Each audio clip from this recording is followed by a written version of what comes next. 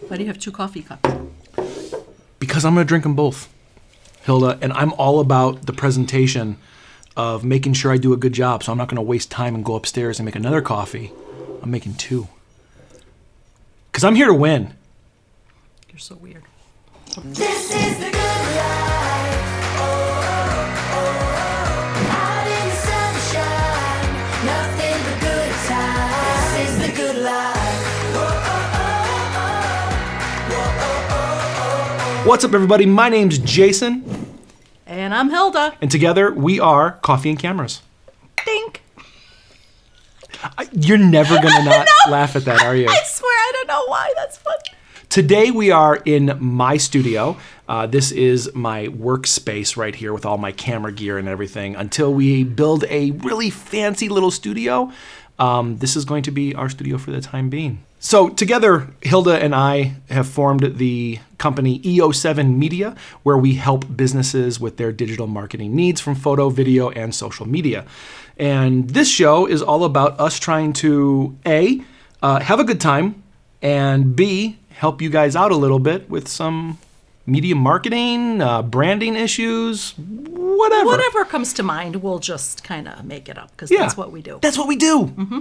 You wanted to discuss what goes into our line of work. It starts with the email. It starts with an email. It starts with the communication. Okay. So walk us through the whole process. Like a client emails you. Client emails me. I get back to them. There's probably like 4 or 5 emails going back and forth. When they get to the studio for the headshot, I actually ask them what they're trying to project in this headshot, like something fun or something professional or trustworthy or whatever. So we discuss that. And then I take their photo and I do different angles, standing, sitting, to give them a variety. So then they look through maybe about 20 to 30 photos, give them options, and then from there they will select whichever one represents their brand the best. Right. And then I do the touch-ups, which includes, like, for women especially, like the smoothing of the skin and under-eye circles. For men, it could be whatever. If they broke out that morning, I'll fix that. I've worked with you on this before, too. You don't just take the photo.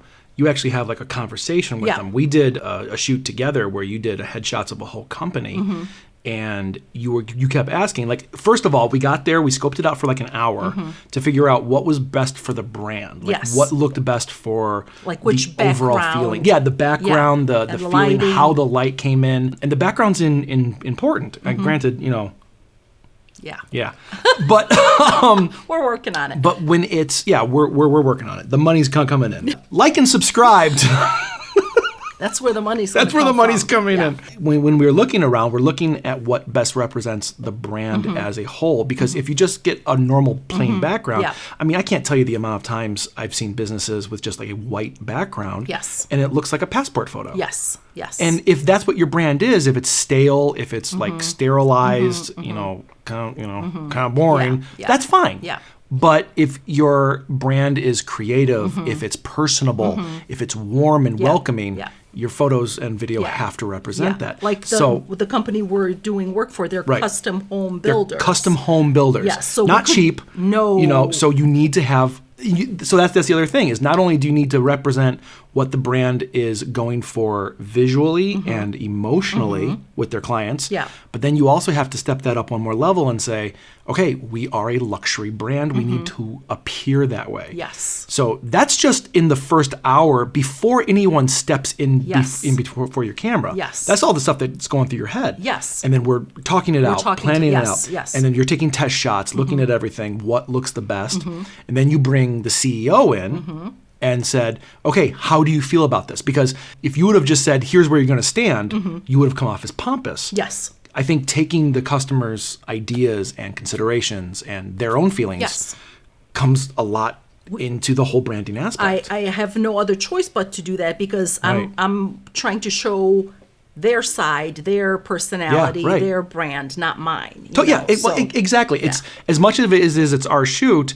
We have to worry and totally consider what the client wants. And that's just the very beginning. There's so much more. And previous backgrounds. I mean, there was nothing wrong with them, but it was just so like, oh, it's just gray and sparkly. And Right, I'm like, right. no. Oh, that's right, yeah. Right? And there was no dimension to it. Like, it looked like a cutout. And I don't even know if it was a cutout or not, like a green screen. Oh, I think it was. That's what they were saying. They're saying Yeah. like you could just green screen it out. Yeah, and I'm like, no, we're not doing that, Yeah. you know. And I like that you were there with the helping with the lighting and stuff like that, because I know how to light women and you know how to light men, so everybody was happy. And we do like different varieties, so we gave the women an opportunity to, you know, flip their hair forward and back, Right, you know, right. and like check their makeup. And not only just that, but I also noticed how you communicated with them. You felt them out as soon as they got in line, you know, because everyone was like drinking over to the side, and you're like, "Come on in," you know. And then you felt them out. Like, do they want to be jokey? Do they want to be more serious? Do they want the high end? Do they want to be the jokester? Because one guy came over Oh like the my jokester. God, hysterical. And then you played with that. Because of that, you were able to get more emotion out of them, more of their personality. Yeah, but it's like you have to have a feel for somebody's personality almost instantaneously, Right. which I think is somewhat of a talent that I kind of, you know, figured out that I have throughout the years of working with people. Be in the moment with them and be like, okay, how nervous are they? What can I do to make them feel better? Because that's going to show up in the photos. If you just plop them on a chair and be like, smile, that's, you know, you're going to have... It never comes off No. well. Now, again, we haven't even started shooting yet. No. Everything we've discussed so far is before you actually hit Yeah. the shutter button. Yeah, so it's been like, what, an hour and a half? You probably. At this point? Yeah. So then you start shooting, and shooting is probably the fastest thing Yes. of the entire process. After you're done shooting, you're not just done. No. You can just leave. You can just be done with the process. Well, I'm done right there that day, but then I have to go but home. I noticed what you did was you hung around a little bit and you talked with them a little bit. You made them feel good about themselves after the shoot. But I think the other thing about that is then you're getting a feel for them afterwards. Because I think anyone who comes in front of the camera who's not really used to being in front of the camera is usually a little nervous. But at the end, reassuring them, if I thought there was a problem, I'm going to reshoot it. Right. And I also gave them an opportunity for a secondary location. secondary, So yeah. just to make sure that they're comfortable with the first Right. shot that we did, and in case they weren't, here's option B. Bingo, So I want to give bingo. them a lot of choices. What do you do? Like when you go home, you download your images. Okay. Do you back them up? Yes, of course. I back them up in 2 different places Okay. before I even touch the cards to format them, because hard drives fail, computers fail, so you got to have it backed up in 2 to 3 places. And then the culling process starts. You go through the What's culling? Culling is when you go through the photos and you delete the blinkers or the blurry ones, you know, because Blinkers? blinkers. You guys don't call them blinkers? Well, I No, video. no. Because So- I want the whole aspect. Yeah, no. So people blink, especially while I'm talking to them or I'm Mm-hmm. trying to make them laugh. And sometimes they have like this really like giant smile with their eyes closed that I know they're not going to find flattering. So I delete all that. So I delete the blinkers and the blurry ones. That's called the Aw. Is that our West Side Story gang names? blinkers and the blurry ones. Blinkers and the blurry ones? Yes, we're going to get matching jackets. So that's the culling process. And then I bring it into a program where I run it through like just the general like basic color correction. Right. And then I have the final, the not final files, the pre-final files. Wow, is that a technical term? I don't know, I just made it up. So those are the options that they get to choose from for the final Oh, edit. okay. So you clean it up enough so they can see something that's not just like raw camera footage. Yes, exactly. I'm gonna be honest. No one sees raw camera footage. This is not what it looks like when it comes out of camera. We're doing work to it on the back end, even if Well, it's you're doing minimal. work. So raw camera files usually look pretty ridiculously Yeah, bad. like the shadows like falling wrong or, Right, you know, but right. which headshots is kind of different. But especially like if it's like a day where you're running around and you have no control over the lighting. Correct. You need to have a lot of color correction, shadow highlight correction, stuff like that. So there you go. It's a lot goes into this, even before you hit the trigger, and a lot goes into it after. Yep. I would say most of, at least the video aspect, most of our work is on the back end, where like we'll spend like probably 8 to 10 hours before a shoot, making sure everything's ready to go, making sure the script's right, making sure the branding is right. I mean, depending on the project. Yeah. Since I started becoming friends with you, I had no idea how much work video was. Like, no Yeah. clue. It takes a lot of work to make things look natural. That's something that kind of blew me away when I first started was, it looks natural. Just set up a camera and shoot. But it's like, well, no, it doesn't look natural because the color's out of whack, the lighting's out of whack. Like, watch one of those like interviews, like the presidential interviews. where everything looks nice and clean, and the office looks clean. You know, that probably took about 20 hours to set up the lighting alone, just to make it look natural. Yeah. But it's not natural at all. Yeah. Like even this setup right here, it took me like 3 hours to set up, and it looks normal. Like it's not anything special. And about 30 minutes of me bitching and moaning that That's true. I wasn't Yeah. correctly lit, but I guess I'm happy now. Okay, so enough complaining. I'm sorry? Because no, not you. I meant like I don't want people to think like we're complaining about this. No, like I love every step of that process. Yes. I think it's fun. But we it's just nice want to people educate. to understand how long it all takes. That's Yeah. all. Yeah, I'm not complaining. What's been going on with you lately? Like what's been going on in your life? It was this lovely couple. It was a sexy shoot and Like a boudoir? a boudoir sexy shoot for a couple. Okay. So that was really fun because they just felt very comfortable with each other, and I took the time to kind of get them comfortable in front of the camera, and it was like when they saw the end result, they were like blown away. They were so happy. What is boudoir? Boudoir could be just something simple as you looking your best and your sexiest and most comfortable and most confident. It's more about confidence than being naked. So I think a lot of people associate it with being naked or yes, porn. no, you do not have to be naked. And actually like 99% of your shoots. 99% of my shoots have some sort of clothing on. Most Yeah. of them have lingerie. Some only have like A just t-shirt. a t-shirt, Yeah. like super cute. So boudoir is anything that makes you feel good about yourself. And it could be male or female. It could be couple. It doesn't matter. It's just like when you look at these photos, you're like, wow, this is who I am, all decked out and feeling good about myself. That's you know? cool. Yeah. And then you said the couple really liked it? Oh yeah, they were so happy with That's it. nice. And, That's and cool. and it's like, but here's a little selfish sidebar. Yeah. If I was just as happy with it as they were, so it gives my artist soul is happy when I can make them happy and I can Yeah. make myself Yeah. happy. Like when you're excited to look at your Yeah. images or the Yeah. footage afterwards, and you're smiling all the way home, and like you get this like buzz and high from like having the That's true. creative That's super juices true. flowing. Yeah. Yeah, I love that. All right, we're going to take a quick break. We'll be back after this. Klein Sales is a promotional products distributor that raises the bar with new ideas and creative design. We offer products that are totally custom and unique to our industry. So when a client comes to us, we work with them hand in hand, delivering a message for their brand.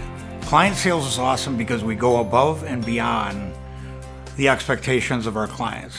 Overall, we provide a level of service that is unlike anything you've seen.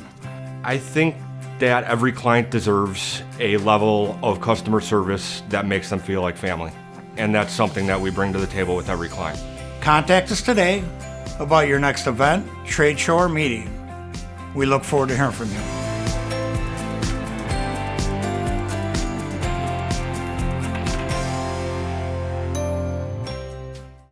What's your opinion of the getting rid of the dislike button on YouTube?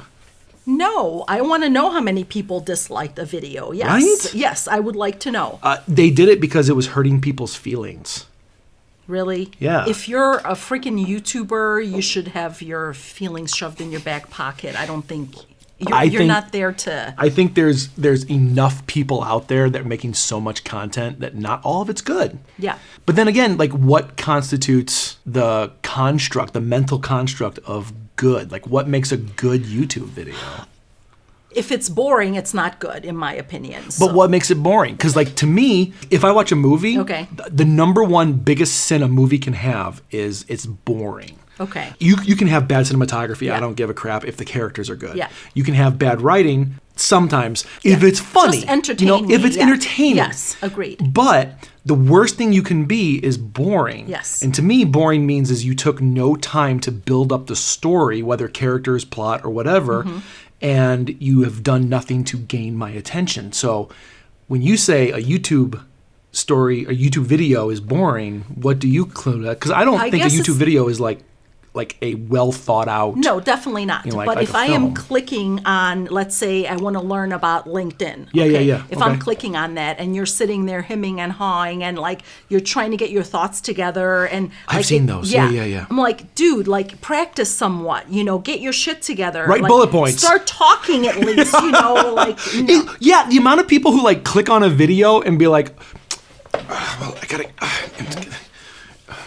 hey everybody, I'm here to talk about LinkedIn. Yeah, Yeah. it's okay. I totally agree with you. That is pretty Just boring. get to the f***ing point. Edit it okay? a little bit. Yes. Yeah. Oh, and not editing. The amount of people who don't edit their videos, Ridiculous. especially like tutorials. Yes. Like I'll click on a tutorial on how to do something on my computer, and then it's like 8 minutes of, the program has to load up here, And then they film that. And then they film Like, it. Are you serious right now? Yeah. Who's going to sit through that? No, that's where the dislike button comes in. And that, I think it's so important to have that dislike button, because if I go to a tutorial and there's 1,000 dislikes and one up like by the guy's mom, like You're you're like, no. obviously gonna know, like, I'm not gonna waste my time No, watching this. don't. So I think it's a real shitstorm that Agreed. they chose to get rid of the I hope downvote. they bring it back. I do Even too. though- I mean, so make sure you like and subscribe to this video. but no, in case the button's back, don't push it. downvote, No. because we're amazing. Yes. Downvote. That's Reddit. Let's briefly discuss what are the benefits of having negative feedback. For us, none. For other people, plenty.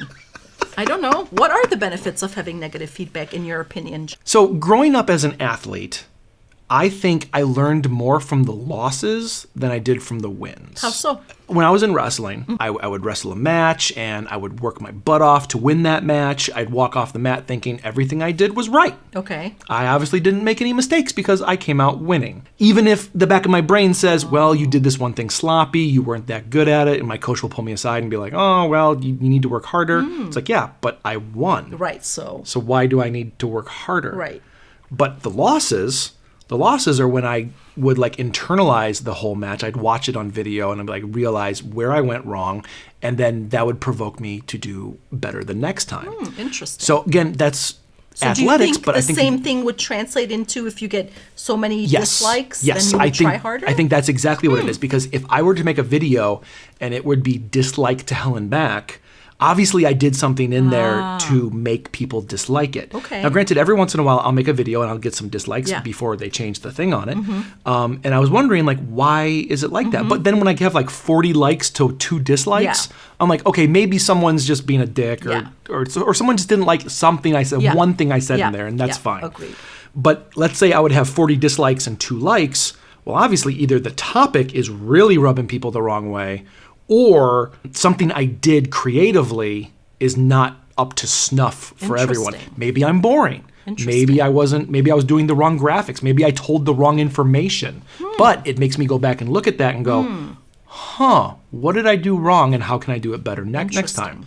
Okay. So I think by taking away negative aspects of criticism, you're really hindering people. I agree. Early on in my career, I actually had some feedback that wasn't too pleasant, but it made me pay attention, and I'm like, oh, okay, so this is a client's point of view. So even Yeah. though it hurt me, Yeah.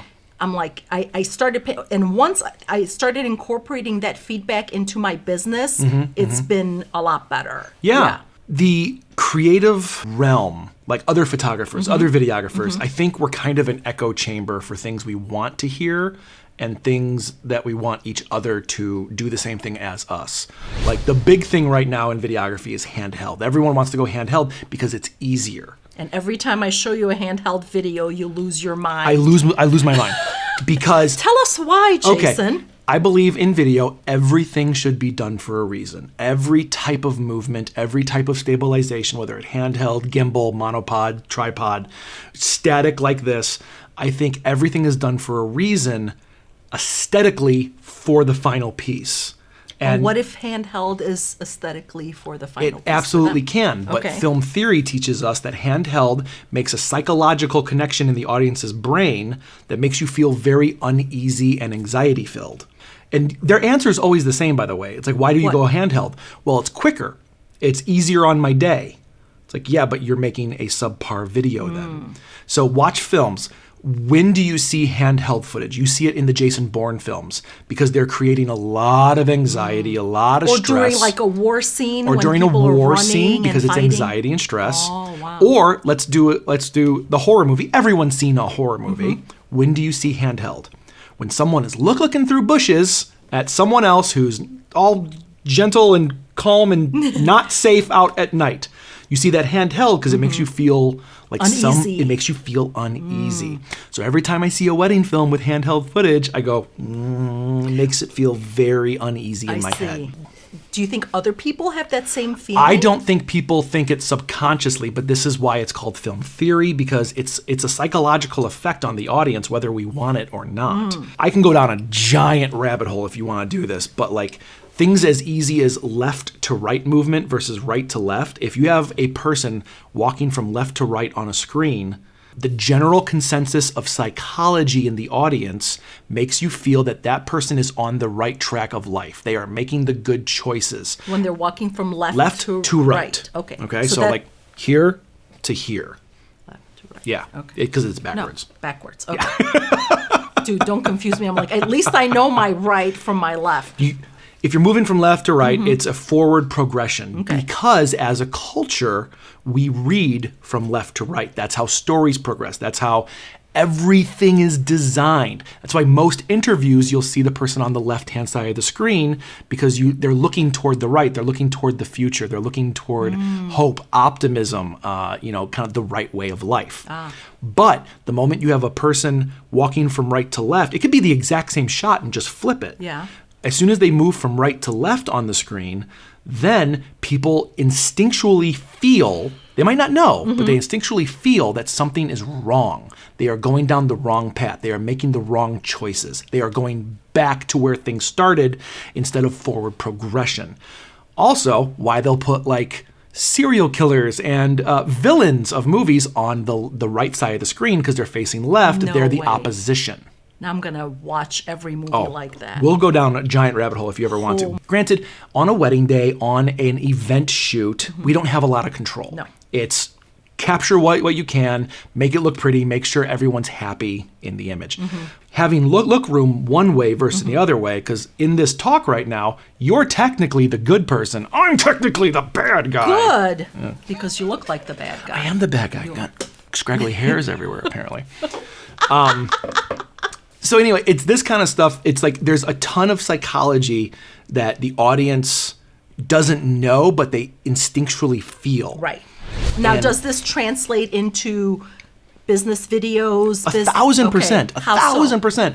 Because it's a psychological feeling, and that's what we're doing with any kind of marketing, whether it be photo, video, design orientation. Okay. If you go down to the core beliefs of theory, of art theory, of psychology, and how it affects the audience, everything we create needs to be very apparent and very aware of how we're doing things. Wow. That LRS video Yeah. that I shot, Yeah. there's a reason that every movement in that video that was forward progression was always from left to right. The only time you see someone going right to left is when they're looking back at the old logo and changing it. Or when the truck driver looks from right to left at the little boy because he's looking back at the past at this little boy who again turns around and looks toward the future. Which way was the little boy running when Left he was... to right. I made sure of that the entire time. Wow. I remember there was a moment when we were shooting that, and it was either you or Megan were saying, well, let's just shoot it from over here, get it real quick. I'm like, no, we have to shoot it this way. Gotcha. Otherwise, it's not going to feel the same way. Wow. And again, if you look at it like that, you're going to overanalyze things, and then you fall down rabbit holes. But you shouldn't have to analyze it. You should just feel it. And whether you realize it or not, Yeah. you are still Yeah. feeling it.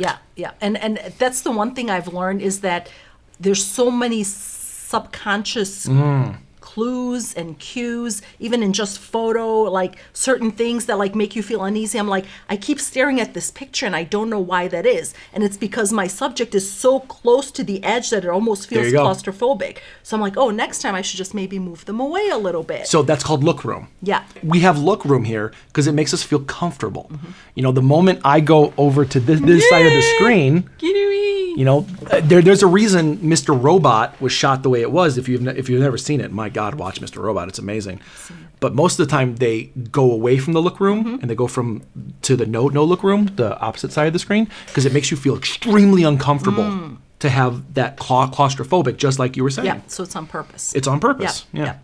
So that's why I said, like going back to the whole handheld thing, it may be an easier day for you, but it's making a total difference of psychology to your audience Interesting. when all said and done. I mean, would you ever do handheld? Oh, of course. Okay. There's a reason for everything. Okay. Like, let's say for weddings. Like Okay. when we shoot weddings, Okay. I will go handheld during dancing. Okay. Because dancing, everyone's moving. There's lots of kinetic energy, meaning there's lots of motion and nothing is scripted when you dance. You know, you're not like right. moving slow, Right. methodical movements. right, You're having fun. You're just letting go. So matching that kinetic energy with how you shoot it is going to just amp up that energy that much more. Gotcha. So yeah, I'll definitely go handheld if it matches what I'm trying to shoot. Should be done for a reason. And again, when it comes to branding and marketing, a wedding is one thing, but when you're putting your brand image out there, when you're putting your company on the line, it's wildly important to make sure you know exactly how your audience is going to feel. Think about this. What is it, like 70% or 80% of all marketing is done on phones? Okay. Because most people will look at their phones. I mean, hell, like my wife won't watch a movie or TV without a phone in her hand. Like she'll watch the show and then she'll be on Reddit and look at the phone, be on Facebook, you know, constantly. Like there's always two screens, and that's becoming the extreme normal now. By having it right here probably means you're not listening to the audio. You're not listening to honestly what's being said. So you're taking more reference from the visual aspect than what's Interesting. actually being told to you.